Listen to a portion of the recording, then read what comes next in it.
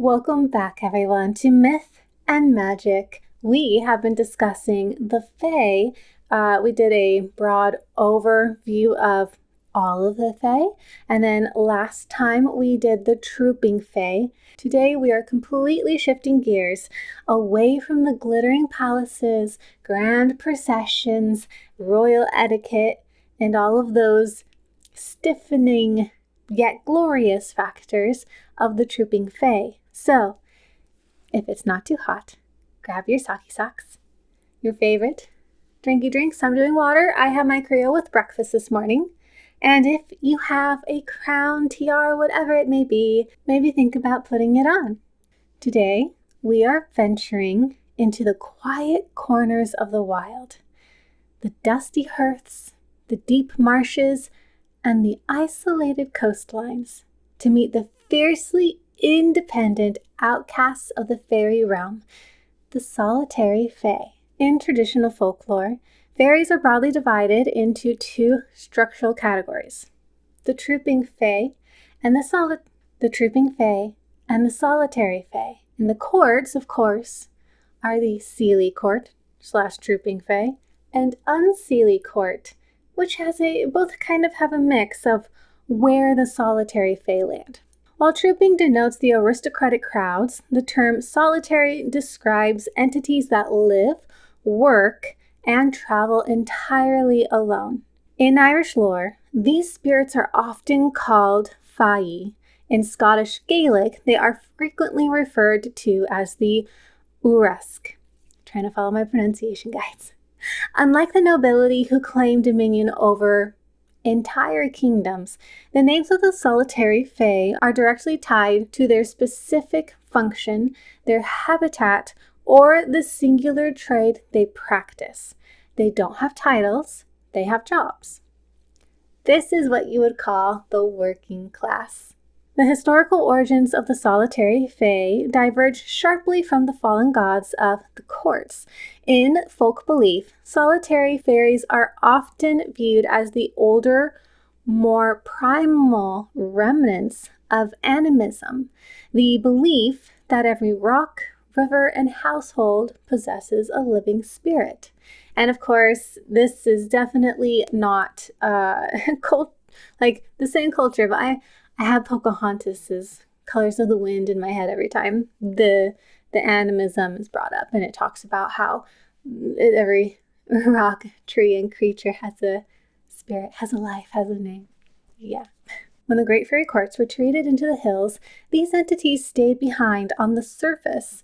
Some folk historians suggest that solitary fairies are the spiritual echoes of pre-Celtic inhabitants or ancient nature guardians who refuse to swear allegiance to any king or queen. A solitary fairy isn't born into a grand dynasty. They simply exist as a permanent, unchanging feature of a specific cottage hearth, a localized stream, or a patch of ancient woods. If the Trooping Fae are defined by an intimidating, symmetrical beauty, the Solitary Fae are defined by the eccentric, the weathered, and the strange.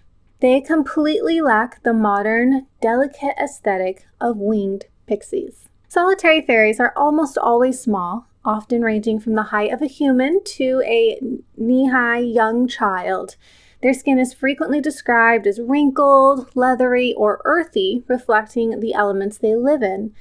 They might have long, unkempt hair filled with twigs and moss, bright animalistic eyes, and clothes made of coarse, practical fabrics like burlap or tattered wool or patched leather. They walk on foot, blend effortlessly into the shadows, and often possess slight physical deformities or animal features, like the webbed fingers of a water spirit or the pointed ears of a domestic brownie. The purpose of a solitary fairy is deeply localized. They do not care about high art, grand politics, or courtly honor. Instead, they are completely absorbed in their immediate surroundings. A domestic solitary fairy aims to keep a household running smoothly, while a wilderness solitary fairy aims to protect their natural territory. Their personalities are fiercely independent, eccentric, and highly transactional. Solitary Fae operate on a strict code of mutual respect, but unlike the polite veneer of the Seelie court, their rules are blunt. They are intensely hardworking, but easily offended. If you treat a solitary fairy well, they will reward you with tireless labor or protection. If you insult them, cross their boundaries, or show greed, their reaction is immediate, vindictive, and chaotic, ranging from spoiled milk and broken tools to leading a traveler straight into a treacherous bog. The magic of the Solitary Fae is practical and localized rather than grand and illusionary.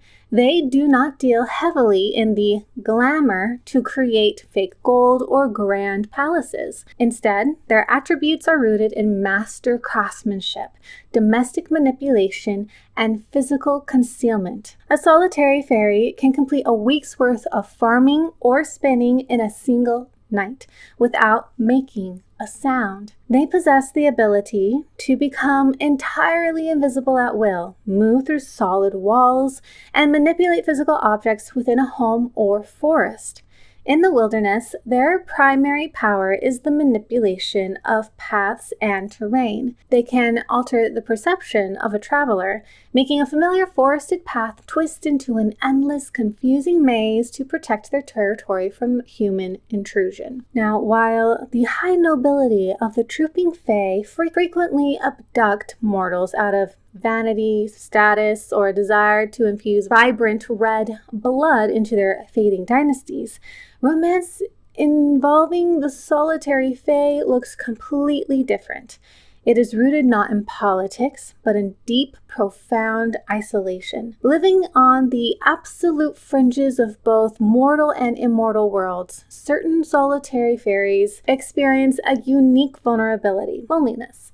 When these entities cross paths with humans, their romantic entanglements are often deeply emotional, fiercely protective, and tragic. So this is where we see that Fae are capable of love, but with the nature of the Seelie court or the noble Fae, these are things they're not needing or seeking. It's one of those things where you can see a cultural difference influencing their form of love. Now, the most famous examples of these kinds of stories are the coastal spirits like the Selkies, sea folk who shed their skin to walk as humans, or the nixes of European rivers.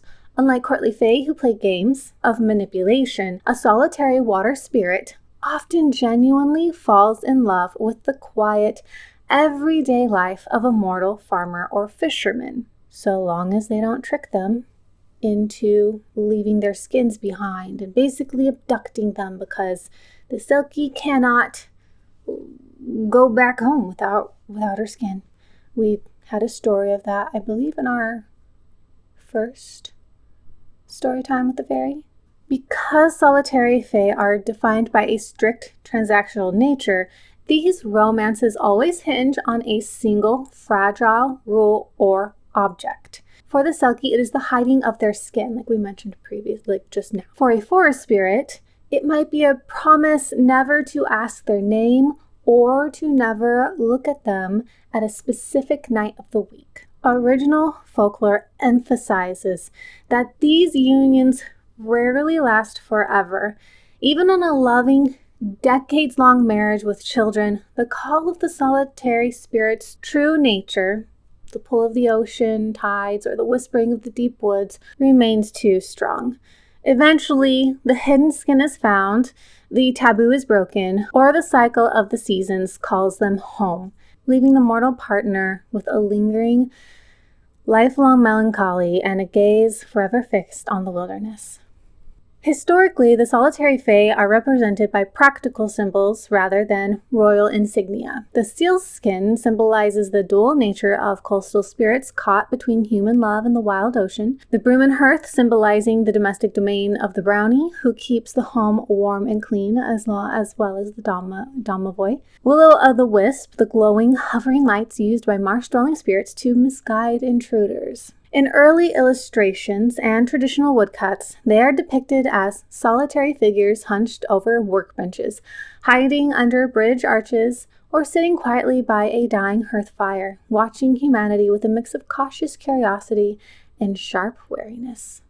Because solitary fairies lived alongside humans rather than in distant realms, the practice of appeasement was a daily domestic routine rather than an annual festival or ritual. Households across Scotland, Ireland, and England kept a brownie stone, a small hollowed-out stone near the hearth or back door.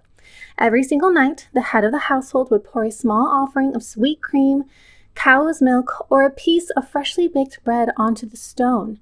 You never thanked them directly, as the Fae view a verbal thank you as a sign that the debt is settled and they should leave, and you never offered them new clothes, which they saw as an insulting attempt to pay them off and dismiss them. In modern pagan and animistic practices, this legacy lives on through the concept of house spirits, or wights, where practitioners leave small food offerings in the kitchen or garden to maintain a harmonious, balanced relationship with the unseen energy of their living space. The unique, independent nature of the Solitary Fae has made them incredibly popular across modern fantasy media, books, and games.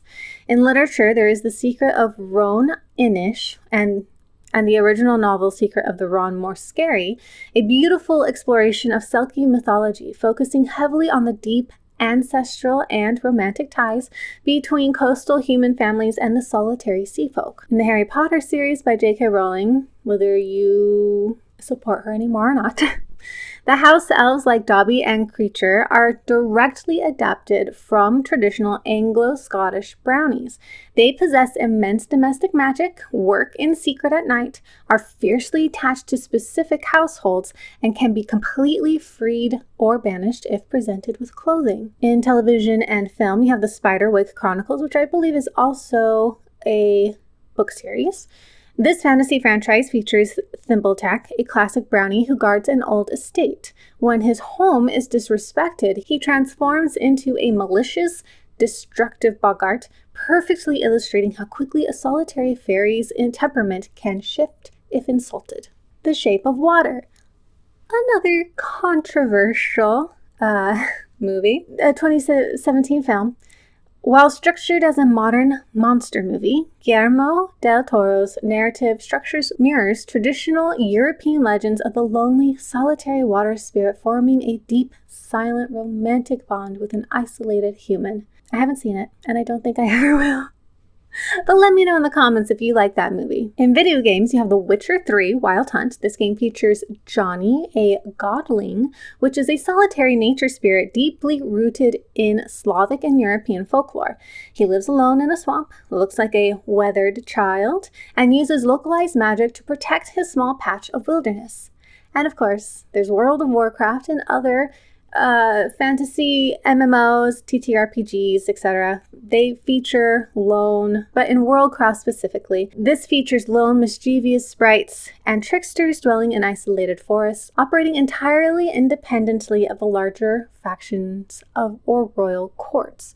I believe these are the will-o'-wisps in Warcraft. I haven't played it in a very long time, and I only played World of Warcraft, so I'm not sure specifically where they are featured, but they're in there. Okay. That's technically the end of this video, but it's very short, and I feel like a kind of list is warranted for this specific kind of fae. It's not an all-inclusive list. There are several more besides these ones, but this is the kind of the overall list that I have.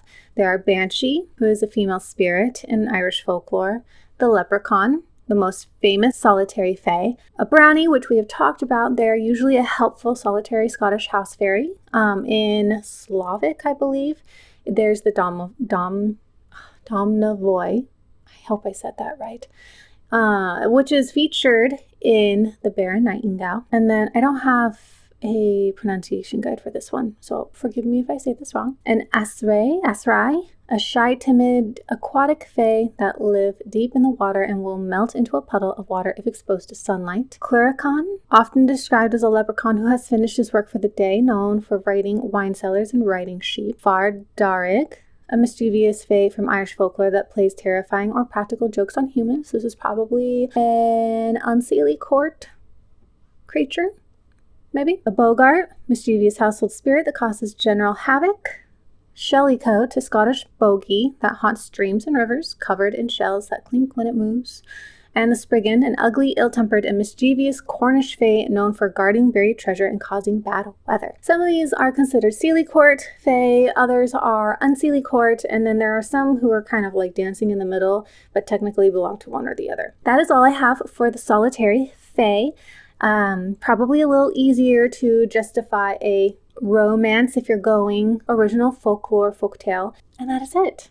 I hope you're enjoying this segment. I hope you might be inspired by the Solitary Fae. You would have to do some research to see if there are any that have the majestic, courtly appearance of a trooping fae. I know that Selkie are supposed to be very beautiful. There's also the merman and the nixus, who are also supposed to be lovely.